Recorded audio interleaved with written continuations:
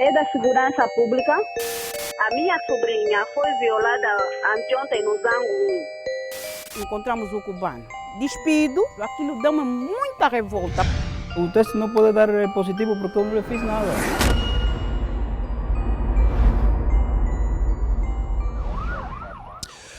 Bem-vindo a mais esta edição do programa Segurança Pública. Estamos a começar e hoje, como convidados, temos a senhora Elisa Gurgel, é chefe do Departamento de Informação e Sensibilização do Instituto Nacional da Criança. Muito obrigado por estar aqui connosco hoje.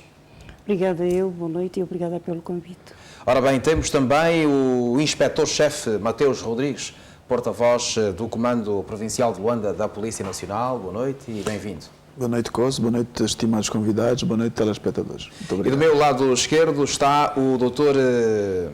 Pedro de Castro Maria. Boa noite. Boa noite, obrigado. O nosso analista para as questões que se impõem do ponto de vista da sociologia.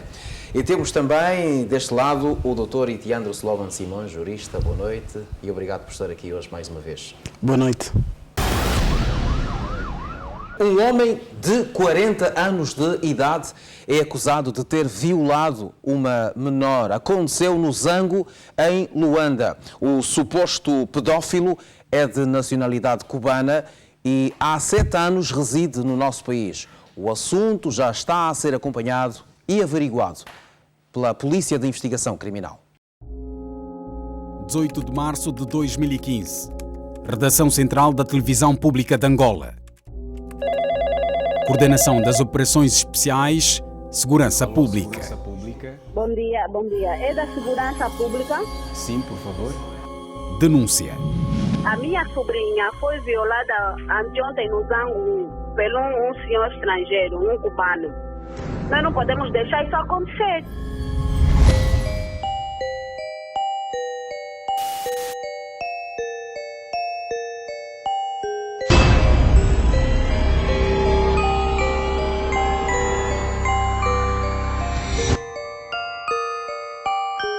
Município de Viana, Zango 1. Nesta zona é comum crianças serem abusadas sexualmente.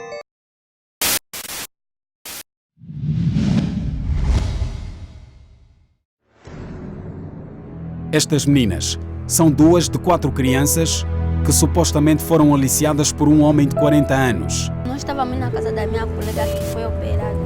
Na casa dela tem cão, ela nos mandou esperar e nós continuamos a andar. Ele começou a ver a nossa casa, depois nós fomos noutra rua. Ele também veio, nós às vezes entramos numa casa, as duas ficaram lá fora, depois ele também veio dentro daquela casa onde nós estávamos.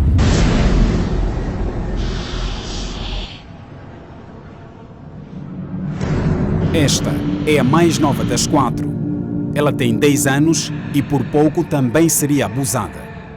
O tio tirou a camisa, o calção e tirou a boxa, ficou pelado, ele começou a bater na dele. E agora ela disse assim, ela queria falar assim para mim ser primeira. Eu falei, não, eu não quero ser primeira.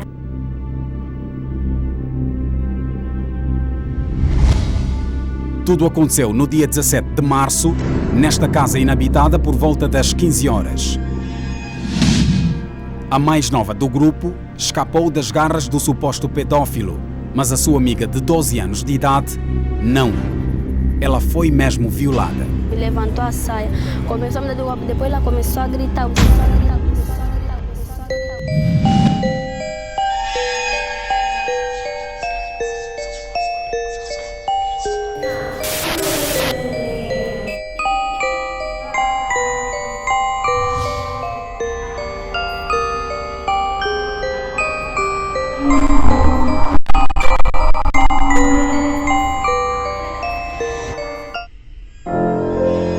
Posto da polícia, Zango 0.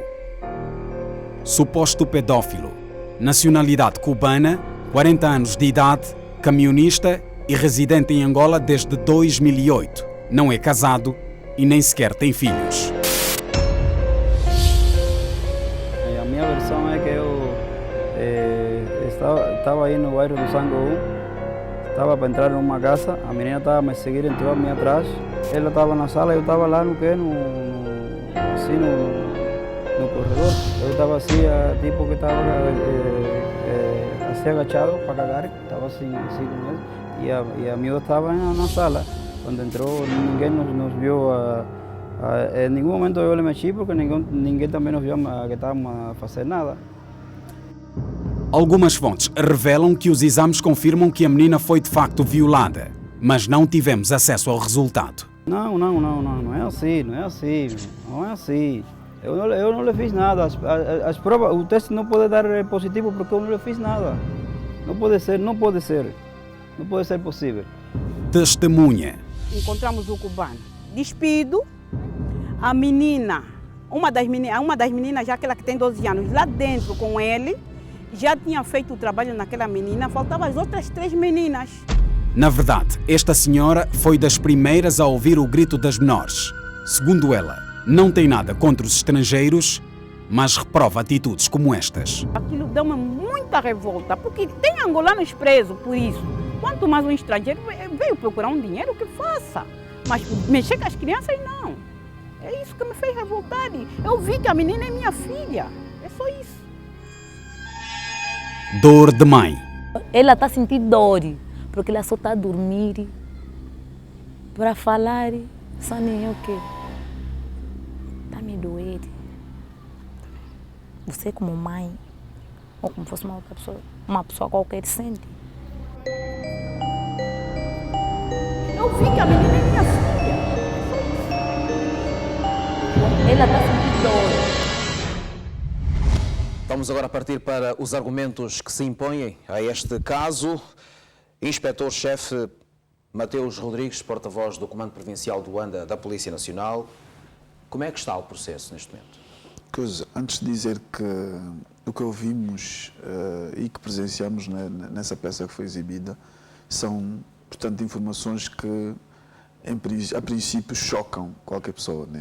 Mexem com a estrutura pessoal, mas como técnicos, como policiais, devemos ater-nos sempre aos factos para não nos perdermos, né? E dizer que estamos diante de uma denúncia de um crime de violação, diante de suspeitas fortes de violação. O elemento encontra-se detido desde o dia 17, dia em que foi feita a denúncia. Portanto, a referida detenção já foi legalizada pelo Ministério Público e neste momento encontra-se nas instalações da cadeia de Viana. Portanto, prossegue o processo no sentido de se juntarem os elementos de prova que poderão conduzir ao julgamento, portanto, deste cidadão. Dizer que, do ponto de vista jurídico, até lá ele goza da presunção, o cidadão goza da presunção de inocência. É necessário que efetivamente os exames provem que efetivamente houve, portanto, o crime de violação. Mas falou de fortes evidências. Fortes evidências, razão pela qual ele encontra-se detido. Existem, de facto. E admitindo a hipótese de não ter havido esse crime, né, o crime de violação, portanto há sempre o crime de atentado violento ao pudor. Mas vimos jurando de pé juntos que não fez nada. Naturalmente, a lei lhe confere esse direito, né, confere esse direito de não produzir provas contra si, mas até que se prove efetivamente que ele cometeu esse crime, até que hajam exames que provem que a menina efetivamente sofreu a penetração, ele goza da presunção de inocência. Mas dadas as fortes evidências ou os fortes indícios de que ele terá cometido o crime, temos testemunhas oculares que afirmam, temos pessoas que ouviram, portanto, tudo isso aponta e daí as fortes suspeitas, razão pela qual o elemento encontra-se detido. Exatamente. Ora, o INAC, o Instituto Nacional da Criança, está efetivamente a acompanhar este e outros casos. É um caso paradigmático por envolver um estrangeiro, acaba por suscitar, digamos, uma delicadeza na abordagem muito maior. Pergunto-lhe, como é que o INAC está a lidar com este caso? Agradecer mais uma vez, dizer que é chocante a peça que acabamos de ver e choca qualquer ser humano, porque fere, em primeiro lugar, com a dignidade da criança. Este e outros casos que, infelizmente, nós temos vivenciado no nosso cotidiano e atendemos a nível do INAC. O INAC tem uma missão fundamental, que é de exercer a advocacia e a proteção da criança em primeira instância. Cabe agora aos órgãos de justiça, porque o INAC trabalha em rede, cabe aos órgãos de justiça, caso da polícia, dar sequência ao atendimento. Nós, o INAC, independentemente de ser essa advocacia, existe um gabinete jurídico que faz o acompanhamento, onde nós temos juristas especializados na matéria, que faz o acompanhamento por causa da proteção desta criança. Com relação aos outros aspectos que realmente chocam no nosso dia a dia e que diariamente temos casos de abuso sexual, diariamente. Em média, quantos casos? Nós temos, em média, 5, 6 casos que chegam à nossa instituição. É dramático, extremamente preocupante. São questões sociais. Né? Eu acho que nós temos que fazer uma análise de aspectos. Primeiro, por um lado, é também a negligência acentuada por parte dos adultos. Estaria aqui a falar progenitores, porque há menores extremamente que estão na rua sozinhos e fora de horas. E também, por um lado, é necessário que os pais chamem ou passam a mensagem às crianças que deve-se ter cuidado com quem lidar, porque muitas crianças são interpeladas na rua, mesmo ao saírem da escola, e cansadas, aceitam uma boleia e acabam por ser violadas, abusadas no percurso casa, escola, casa. Exatamente. E temos crianças, muitas delas, infelizmente, amanhã atingirem a maioridade, podem até correr o risco de não se tornarem mães, porque foram extremamente violentadas, abusadas. Temos muitas crianças assim em vários hospitais e o INAC tem feito acompanhamento. Por outro lado também, temos crianças que são abusadas no seio familiar. Crianças, infelizmente, que são os pais, aquela família, não só família restrita, como alargada, muitos membros que as abusam e muitas, infelizmente, nós temos crianças que hoje são mães, mães de filhos dos próprios progenitores. E nós gostaríamos de chamar a sociedade, independentemente que o INAC tem um papel que de exercer a advocacia, mas também tem a vertente científica. Exatamente. Para fazer uma abordagem, uma análise de que fenómenos se passam com a situação das nossas crianças e os adultos que diariamente estão a violentar as crianças, como este caso, existem outros, que é condenável, extremamente condenável, quando um adulto retira o prazer de viver de uma criança. Porque quando ela é abusada, é um filme que passa no subconsciente desta criança, são traumas que ficam na criança e nós estamos a impedir este desenvolvimento integral da criança. Ela amanhã perde o estigma, porque tem que ir à escola, no próprio convívio em si, é a própria comunidade que se apercebe do que aconteceu com esta criança. São vários males que, infelizmente, os adultos ainda perpetuam contra as nossas crianças. Já vamos avançar para o comentário do Dr. Pedro de Castro Maria, também na perspectiva sociológica. Pergunta ao Dr. Itiandro Slovan Simões. A confirmar-se que se trata de um crime praticado por este cidadão estrangeiro, estamos aqui perante uma situação em que o cidadão colocou-se perante um grande problema. É uma situação complexa, Alexandre. Devemos analisar aqui o seguinte: o fator determinante será o exame do corpo do delito, isto é uma perícia médica que vai determinar se houve ou não a penetração sexual e se essa penetração sexual foi ou não forçada. E também se essa penetração sexual originou a prática de sexo anal ou sexo vaginal, que isto terá muita importância na configuração do tipo de crime que aqui estará presente. Se tiver havido penetração sexual forçada, sendo esta menor, tem 12 ou 13 anos, estaremos perante um crime de violação que é previsto pelo Código Penal com uma pena de 2 a 8 anos. Agora, em relação a outra menor de 10 anos, em que não chegou a ver a prática do ato sexual, poderá haver pelo menos, ele poderá responder pelo crime de violação na forma tentada, eventualmente. Agora, quanto ainda esta menor de que estamos aqui a analisar, se não tiver havido penetração sexual na forma de sexo vaginal, se tiver havido, por exemplo, sexo anal, a atual lei angolana que é bastante antiga nessa matéria, não prevê esta ação como sendo um crime de violação. Havendo cópula, mas vaginal ou bucal, haverá aqui a prática de um crime de atentado ao pudor, que tem uma pena que vai até 2 anos. Isto é, se no primeiro caso a pena vai, se houver penetração sexual vaginal, a pena vai até 8 anos. Se não tiver sido vaginal, tiver sido, por exemplo, anal, a pena vai até 2 anos. É uma pena mais curta, porque haverá um crime de atentado ao pudor que é previsto pelo parágrafo único do artigo 391 do Código Penal. O legislador vai naturalmente ter que mudar isto. Isto está...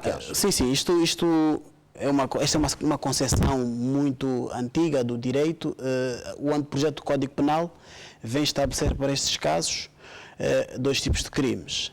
Por um lado, o crime de abuso sexual e, por outro lado, o crime de violação ou de violência sexual.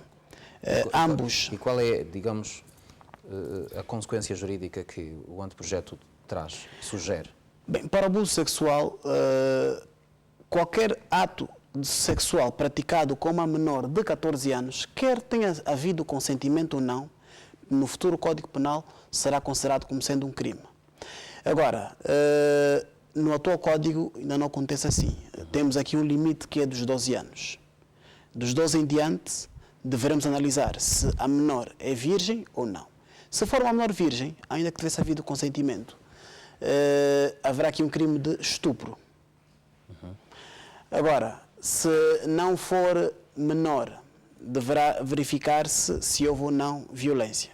A atual lei ainda não é tão garantística assim dos direitos das crianças como o que se espera agora no futuro Código Penal. O futuro Código Penal vem dizer claramente que é errado fazer atos sexuais, praticar atos sexuais com crianças.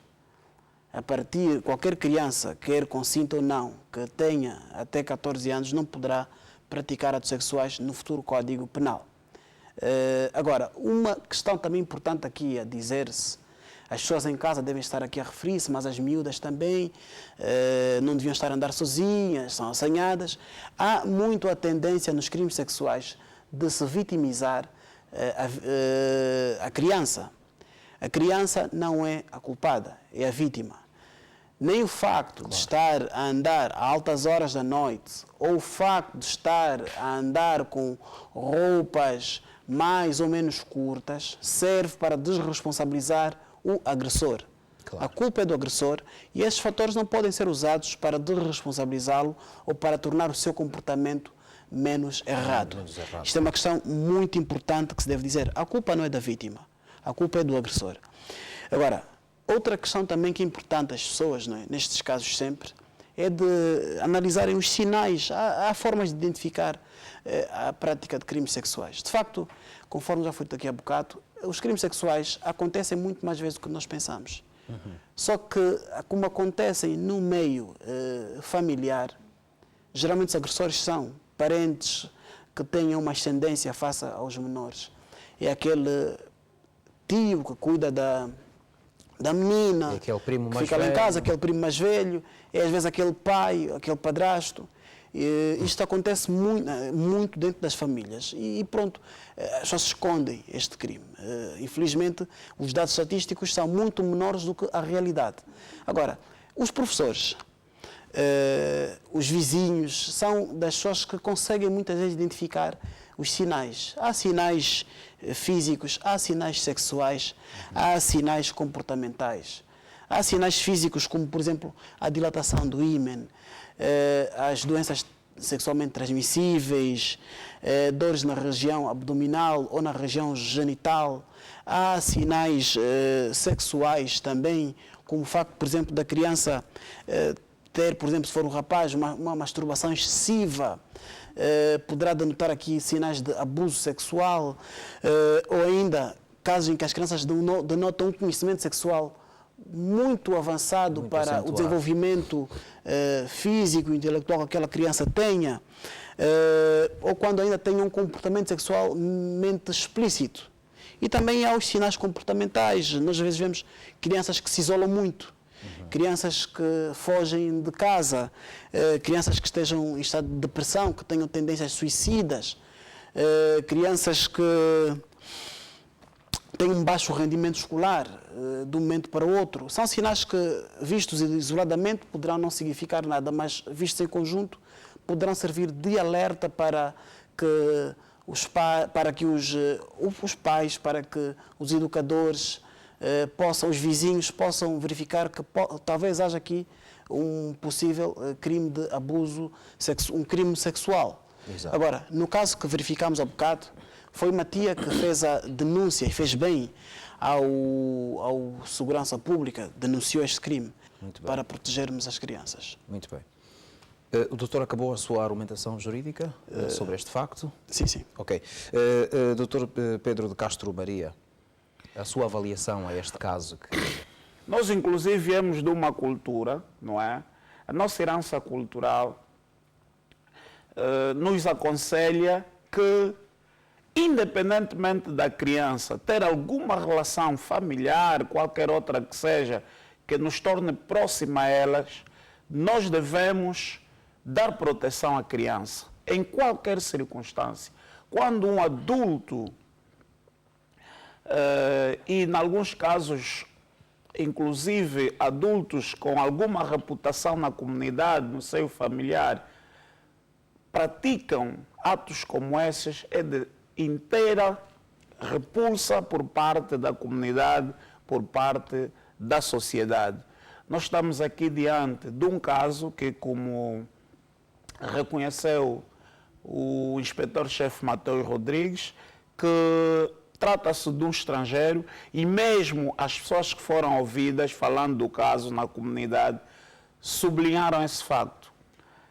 Chama-se aqui a atenção que, em regra, o povo angolano é bastante hospitaleiro para com os estrangeiros. Os casos de xenofobia, a repulsa aos estrangeiros, são, penso que, quase que insignificantes no nosso país. Nós recebemos bem os nossos hóspedes, quer aqueles que vêm para ficar temporariamente, quer aqueles que por alguma razão se fixem por algum tempo. Então, nenhum país, creio, no mundo, nenhuma sociedade se agrada que pessoas estrangeiras envolvam-se em práticas que vão chocar a comunidade, como é o caso. Sabemos quanto o povo cubano é um povo irmão e que, em vários contextos da nossa história, tem estado a dar uma contribuição significativa, inclusive, quer para o estabelecimento da paz que hoje temos, quer, inclusive, para a reconstrução nacional, sobretudo nos domínios da educação, da saúde. Mas é verdade que um caso como este choca e é sintomático que uma das cidadãs que se pronunciou terá até mesmo dito: angolanos estão presos por isso, e então também espera-se que a justiça haja, e é isso que vamos fazer votos, que se esclareça, se de facto for inocente, que seja obviamente ilibado, a nossa justiça é séria, e se não for, deverá pagar, obviamente, pelo ato praticado. Cada pai, cada progenitor deve cuidar dos filhos, a família em si, a própria comunidade cuidar das nossas crianças, porque o futuro de qualquer sociedade, de qualquer comunidade, depende das famílias, do grande desenvolvimento das nossas crianças, porque se nós cuidarmos desta franja, deste ser vulnerável, hoje, nós amanhã teremos grandes homens e grandes mulheres. É dizer que a família deve dar a maior atenção possível, quer a partir de casa, é necessário que nós passemos mensagens educativas como a moral, a ética, como portar-se, porque às vezes acontece, como disse aqui o nosso jovem jurista, acontece no seio da família, quando a mãe ou uma irmã, por questões laborais ou outros compromissos, deixa a criança com um jovem, né, alguém do sexo oposto, e aquilo é adolescente, está numa fase de curiosidade e acaba por depois despertar, ao dar banho, ao cuidar da menina, acaba por despertar o interesse, esta via para a vida sexual. E nós temos casos desta natureza, é necessário que tenhamos cuidado com isso e também que exista abertura no seio da família, porque em muitas famílias ainda existe o tabu. não se conversa abertamente o que é isso, a vida sexual. Claro. É necessário que passemos isso nas escolas, existe a disciplina de educação moral e cívica. É necessário também que os professores abram um bocadinho mais para incutir, para explicarmos às nossas crianças o que é isso, educação moral e cívica, e o que é a vida sexual. Porque não importa a idade que tenhamos, se nos escondermos hoje, amanhã nossos filhos vão à procura. E com esta abertura das TICs, as crianças, quase todos os nossos filhos, têm a possibilidade de navegar nas redes sociais. E então vão à procura de informações e querem às vezes passar da teoria à prática. E tudo isso, se nós acautelarmos, para não termos grandes dissabores, é necessário passarmos para a prevenção. Passando para a prevenção... Prevenir é melhor do que remediar. É melhor que remediar. E só a família tem este grande papel. Todos nós, porque o filho do meu vizinho é nosso filho, mas infelizmente muitos valores estão-se a perder. Então é necessário que façamos uma reflexão e cuidarmos das nossas crianças, porque hoje somos o que somos, porque ontem alguém cuidou de nós. Então é necessário que cuidemos desta nova geração, como criança prioridade absoluta. Muito bem. Doutora Elisa Gurgel, gosto da sua abordagem e gostamos imenso de tê-la aqui connosco nesta abordagem interessante a respeito deste assunto muito pertinente. Obrigado, até uma próxima oportunidade. Nós agradecemos.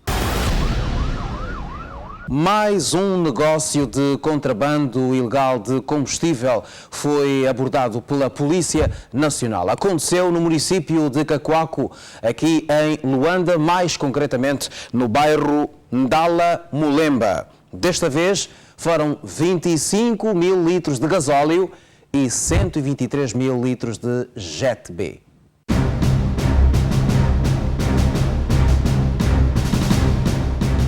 Município de Cacoaco, bairro Ndala Mulemba.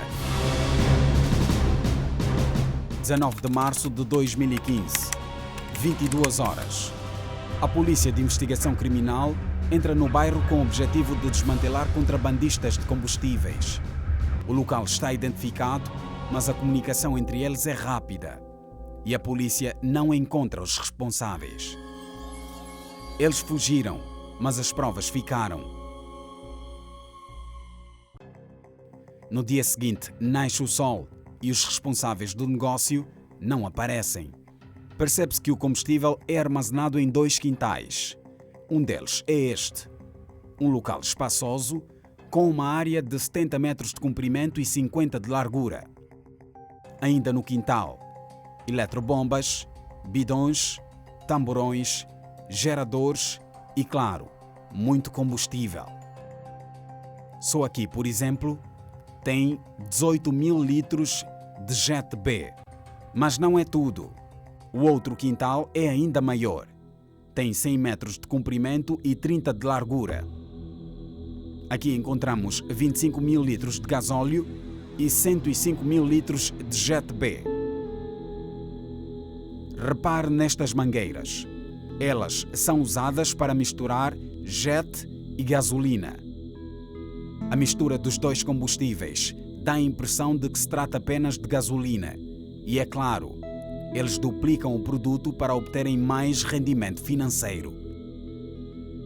Segurança Pública, mais uma vez presente, com os nossos convidados de hoje. No dia 14 de março do ano em curso, o Segurança Pública passou matérias ligadas ao risco que representa a comercialização de combustíveis em locais como este.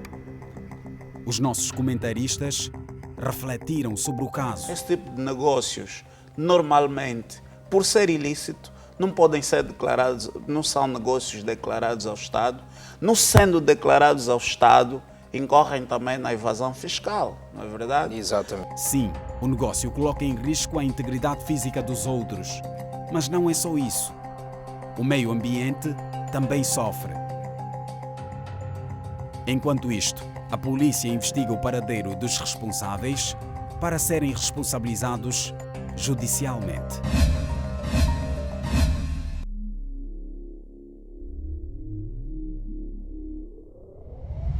É um assunto que vamos agora avaliar, aqui a começar pelo inspetor-chefe e porta-voz do Comando Provincial da Polícia Nacional, Mateus Rodrigues. Nas avaliações que a polícia vai fazendo, pergunto-lhe, em caso de incêndio, por exemplo, num destes depósitos, qual seria o impacto dos estragos causados? Bom, as quantidades de combustíveis apreendidas nessa ação falam por si. Imaginemos que essa quantidade de combustível aí apreendida, daí resulta um fogo, certamente as consequências desse incêndio serão devastadoras, quer para as pessoas, para os utentes, quer para a vizinhança, e acredito eu que neste caso concreto poderíamos ter um incêndio histórico. Exatamente. Um incêndio histórico. Tendo em conta esta magnitude e a perigosidade subjacente ao manuseio dos combustíveis nas condições em que nós temos estado a ver, pergunto-lhe que tratamento então é que tem sido dado, digamos, aos casos já notificados, identificados e abordados pela própria polícia? Portanto, é sempre importante recordar que dentro do sistema de justiça penal, né, a ação da polícia ou a missão da polícia cinge-se em proceder à localização e detenção dos culpados e, portanto, conduzi-los à justiça. Neste caso concreto, a semelhança do que ocorre com a água, né, depende também muito daquilo que a lei prevê. Creio que o nosso jurista aqui vai dar uma explicação melhor em relação ao que a lei prevê em relação a esses casos, mas existe como que um casamento entre a polícia e a Sonangol, que é a instituição de tutela. Neste caso concreto, após a apreensão do combustível, deslocaram-se ao local técnicos da Sonangol, no sentido de avaliar o combustível, ser adulterado, se não é adulterado.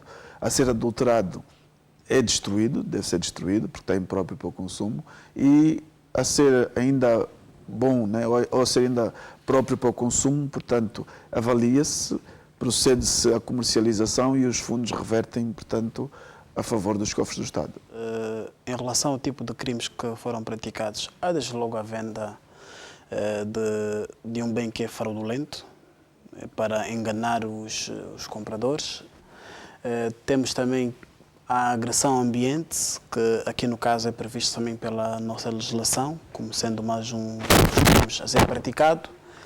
Temos também o facto de que este combustível, na maior parte dos casos, é obtido de forma ilícita, através de furto de combustível, que depois é usado para fazer a mistura. Portanto, haverá também aqui um crime de furto que vai depender a pena do valor do próprio combustível que estiver ali presente. Agora, no caso como este que nós verificamos, é necessário recorrer à colaboração da própria administração do distrito para saber a quem pertencem aquelas casas, porque com certeza que deverão ter um proprietário, e este proprietário, ainda que não esteja diretamente envolvido na prática deste tráfico, estará indiretamente e, como tal, poderá ser arrolado como sendo um dos coautores do crime de associação criminosa, porque dedicam-se à prática de um crime. E com isso também ajudará a identificar os proprietários daqueles bens que ali estão. Agora, é importante que a polícia continue. Vimos a primeira ação há algumas semanas e verificamos que, afinal, é uma ação constante, é uma ação que se continua a desenrolar, pelo que podemos esperar nos próximos tempos que esse processo não termine, para que haja maior segurança para todos nós, para a nossa integridade física e também para o nosso património. O dado não é novo e continua a marcar seriamente a vida dos angolanos todos os dias. Os acidentes de aviação são a segunda maior causa de morte no nosso país, depois do paludismo. As operações realizadas pela polícia ciclicamente vão revelando que é o excesso de velocidade uma das causas principais dos acidentes no nosso país. Muitos condutores em estado de embriaguez. É o que você vai ver na reportagem que se segue. Mais uma operação stop acontece na Avenida Murtala Mohamed. Trata-se de um trabalho de rotina levado a cabo pela Polícia de Trânsito nos finais de semana, dias em que muitos automobilistas escolhem a ilha de Luanda para relaxar, só que alguns esquecem-se de que têm na sua responsabilidade uma viatura e consomem álcool por excesso. O objetivo é evitar que cenas como esta continuem a acontecer no país. No seu livrete, a lotação é de 5 lugares. O senhor tem 6 lugares, tem 6 passageiros. Está a circular com cópia do recibo da carta original. Senhor, achas que esse é original? O senhor está a ver bem isso que é original? As coisas complicam-se ainda mais quando o automobilista é orientado a fazer o teste da alcoolemia. Me acompanha para fazer o teste de álcool. Eu já disse ao senhor que não se chama, nenhum polícia da autoridade não se chama cota, chama-se senhor agente, ok? Senhor agente, esse momento é de obediência, Tá bom, então, meu senhor, faça o teste, obedeça a polícia primeiro, ok? Obedeça a polícia. Parece que ele não quer mesmo fazer o teste. Ainda assim, o agente da polícia tenta mais uma vez. Ok, pode soprar? Senhora.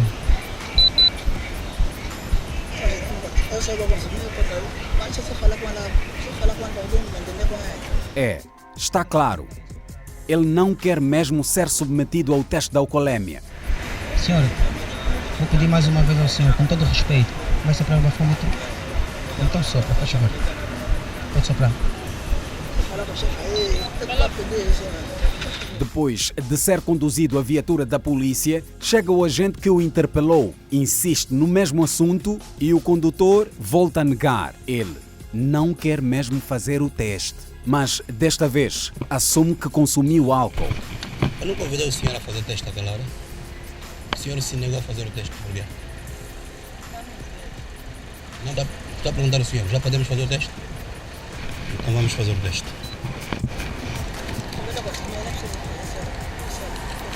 Vamos fazer o teste para sabermos qual é a taxa de álcool no sangue. Vamos saber qual é a taxa, senhor. É simples. Ajuda. É só para a gente saber qual é a taxa no sangue. É normal. Está tudo bem, vamos ver. Vamos saber qual é a taxa no sangue. De álcool no sangue, faz favor. Sopra. Parecendo que estás a encher um balão, vai. Sopra, senhora. Sopra para sabermos qual é a taxa de álcool no sangue, vai. Senhora, obedece. Sopra. Uma outra viatura recebe ordem de paragem. Bom dia. É daquele lado, é deste lado. Estamos só a carta do documento da viatura.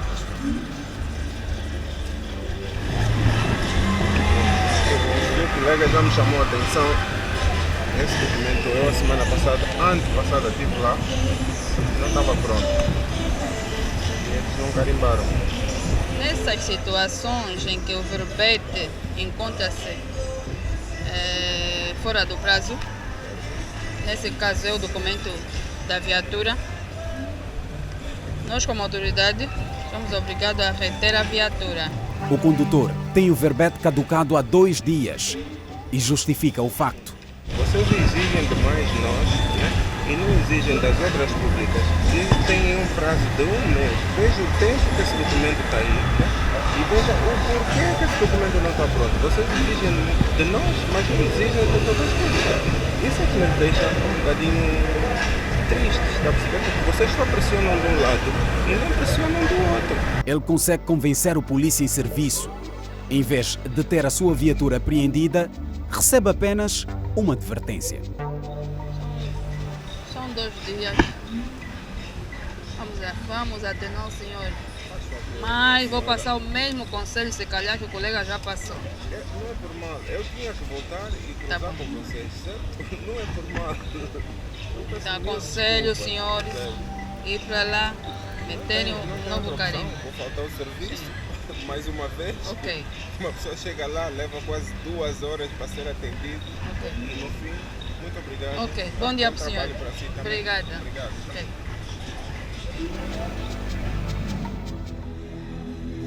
Mais um veículo é interceptado pela polícia. Bom dia, senhor. Acuda-me só a carta de condução, documento da viatura, faz favor. O condutor tinha documentação regularizada, mas o automobilista é convidado a fazer o teste da alcoolemia. Eu convido o senhor a fazer o teste do bafômetro. Eu vi 3 cervejas. Sim, desocupa a sua viatura. Se soprar, sabemos qual é o senhor consumiu álcool. Vai soprando, vai. Obrigado. É, o teste comprova, ele não excedeu o nível de álcool exigido por lei. 0,29 é a taxa permitida no sangue. Está tudo legal, não? Eu tinha dito. Está tudo legal. Tenho consciência daquilo que bebi. Ok.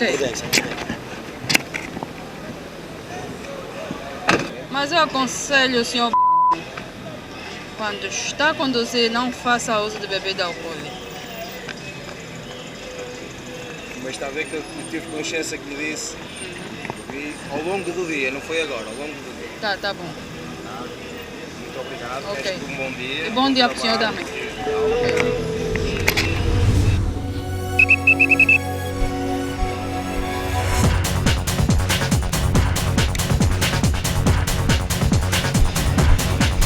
Bom dia, meu senhor.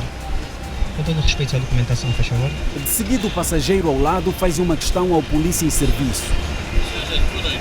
Muito boa noite, sim. A câmera está a funcionar? Mas não, senhor. Está virado para aqui. Está virado para aqui.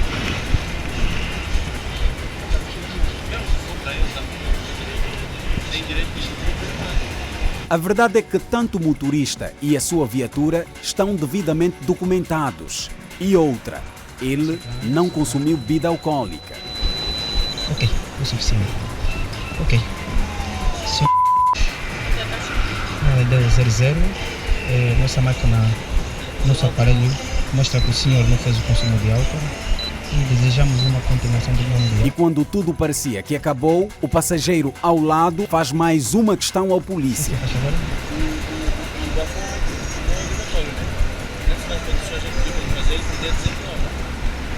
Nesse caso dizemos o seguinte, quando o automobilista é interpelado pela polícia, como o trânsito, que é um dos fiscalizadores do veículo, não é?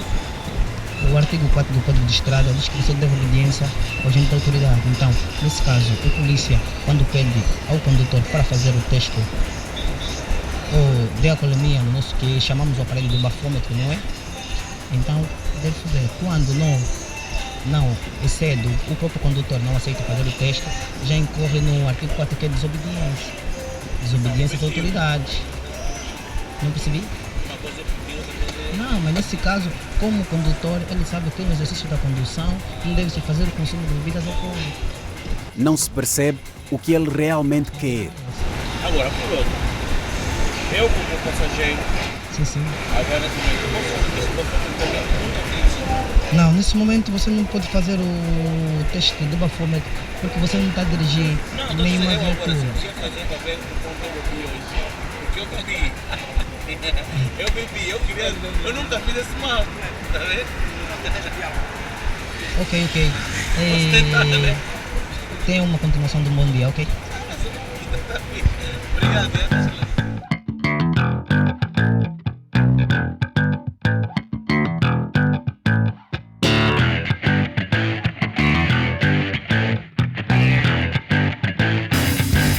Depois desta verificação feita pela polícia nas ruas de Luanda sobre as condições de circulação dos nossos automobilistas, vamos agora fazer a avaliação aqui dentro do estúdio. Ora, o inspetor-chefe e porta-voz do Comando Provincial da Polícia Nacional, Mateus Rodrigues, é aqui chamado então para fazer a devida avaliação. Dizer que é uma preocupação que já atingiu o mais alto nível, pelo menos aqui no nosso país. Existe uma comissão que é presidida por Sua Excelência Vice-Presidente da República. Muito recentemente, no Conselho Consultivo do Comando-Geral da Polícia Nacional, também foi o tema central e daí surgiu uma operação. Isso para que possamos ver a dimensão que isso já atingiu e a preocupação que os nossos órgãos de polícia têm em relação a isso. Agora, cabe à sociedade, né, cabe aos condutores, cabe a nós, enquanto educadores, irmos incutindo desde tenra idade o princípio de que o álcool e a condução são inimigos, não caminham juntos, o princípio de que devemos observar determinadas regras durante a condução, determinados princípios, para evitar que as sociedades vindouras venham a registar este mesmo mal. Também aqui, portanto, é importante dizer que em relação aos acidentes de viação, por serem a segunda causa de morte e também porque a nossa sociedade hoje sente-se muito lesada por este mal, que em termos estatísticos os atropelamentos são, portanto, dentro dos acidentes, aqueles que causam mais mortes. Portanto, do rol de acidentes de viação que nós temos, quer sejam choques contra obstáculos fixos, choques entre veículos e veículos contra obstáculos fixos, veículos e motociclos, o que mais causa morte são os atropelamentos.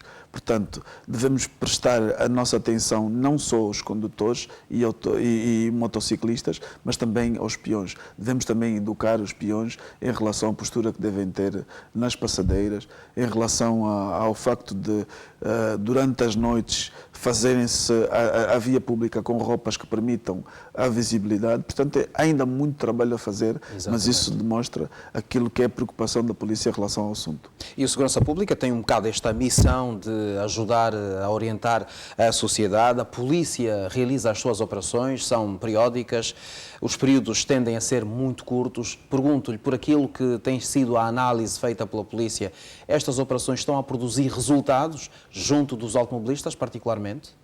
Nós pensamos que sim, pois embora o tempo ainda seja muito curto para se fazer uma avaliação muito ostensiva, mas pelo que vamos ouvindo de comentários nos nossos círculos de amizades, as pessoas que nos confrontam na rua, efetivamente o Programa de Segurança Pública, ou essa abordagem do Programa de Segurança Pública, tem surtido bastantes efeitos. Muito bem. Pelas nossas avaliações, eu tenho amigos que depois de terem visto várias edições do Programa de Segurança Pública, regularizaram imediatamente a situação dos documentos dos seus veículos automóveis. A polícia está, portanto, também, pelo que acabou de dizer, a sentir isso? Estamos a sentir, e desde já aproveitar que ali o cidadão, creio que reclamava em relação à celeridade de emissão dos documentos, claro, de legalização da viatura. O que acontece é o seguinte, né? Está fora da alçada do Comando Provincial de Luanda, mas é uma questão de conhecimento quase que público.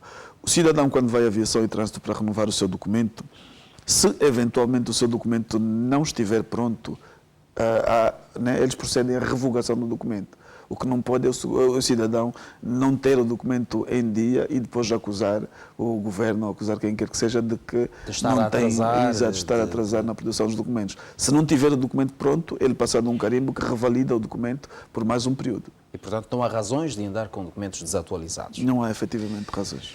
Muito bem. Doutor Etiandro Slovan Simões, ao olharmos para esta situação, ficamos com a ideia de que, as normas que regulam o trânsito são, portanto, das mais violadas entre nós. Bem, há um estudo que foi uma vez feito sobre a questão da violação de normas no trânsito e consistiu no seguinte: foi colocado um radar numa via e foi colocado o aviso do limite de velocidade.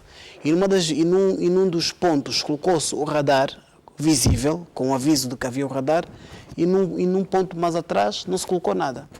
O que é que se verificou?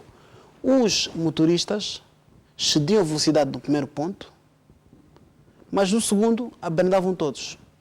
Por que motivo? Porque sabiam que no segundo havia o radar e poderiam ser multados. A questão da violação das normas parte muito por isso, por sabermos qual o grau de eficiência que as normas terão. Agora, Alexandre, essa questão dos acidentes de viação é tão grave que muitas vezes nós perdemos a consciência do que se está a passar.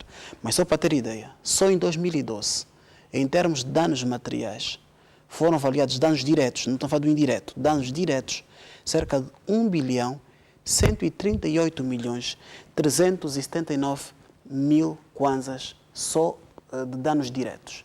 Estamos a retirar danos indiretos que são consequência da ocorrência do acidente. É para verem a gravidade dos casos. E, por outro lado, a condução sob efeito de álcool, sendo o álcool uma droga depressiva que retarda o sistema nervoso central, é responsável por cerca de 40% a 45% dos acidentes que ocorrem.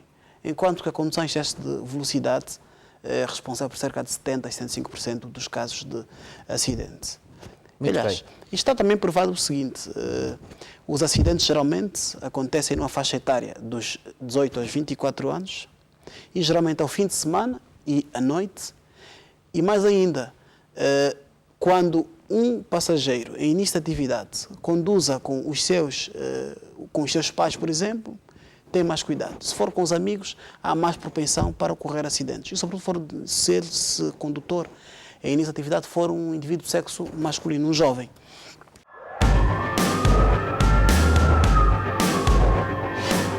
Ora, vamos agora avançar para o exemplo da semana. Aconteceu na província de Benguela. Um agente regulador de trânsito, debaixo de chuva e num espaço inundado, não parou de trabalhar.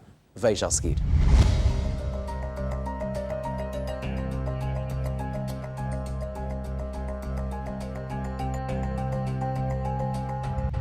Muito bem, aqui está o exemplo de um polícia exemplar. Debaixo de chuva, não parou de trabalhar, num espaço inundado, continuou a cair chuva. Dr. Pedro de Castro Maria, como é que viu este exemplo? Bastante forte para uma sociedade que ainda precisa de muitos bons exemplos. Um exemplo que vem de Benguela. Exatamente. E é bom que também o programa vai tendo essa abrangência nacional, não só porque a televisão tem audiência em todo o país, mas porque também mais casos possam vir de outras províncias do nosso país. E esta gente da polícia dignificou o seu próprio nome, dignificou o nome da sua família, dignificou o nome da corporação que representa, inclusive dignificou o nome do Estado angolano. E quando um agente da autoridade em serviço na via pública pauta por um comportamento dessa natureza, obviamente que ele sensibiliza outros cidadãos para que da próxima também no seu posto de trabalho possam agir da mesma forma. Ou seja, para que diante das dificuldades que se podem apresentar, eles não desistam, porque às vezes, quando há pequenas dificuldades e as pessoas estão a servir o público, se afastam porque não querem consentir sacrifícios, a situação torna-se insuportável.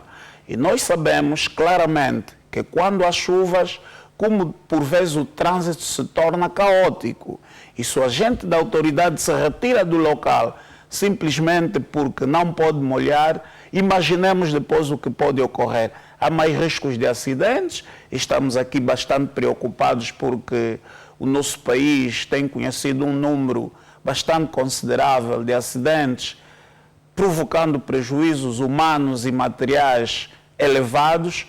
Então, fazemos a nossa vénia a essa gente de autoridade e que o seu exemplo, de facto, possa ser seguido por mais cidadãos desse país. Naturalmente, para além das palavras do nosso sociólogo, só dizer que é um exemplo de patriotismo, um exemplo da entrega que os homens da farda têm, portanto, para com o país, para com a nação, uma demonstração de respeito pelo público e de consideração por essa farda que nós envergamos com muito orgulho e sempre no sentido de servir e servir cada vez mais e melhor o país. Muito bem. Com polícias, digamos, que praticam boas obras, o país está melhor servido, não é, Dr. Itiandro?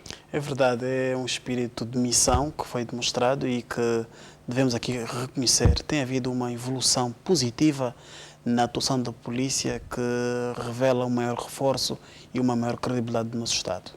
Muito bem.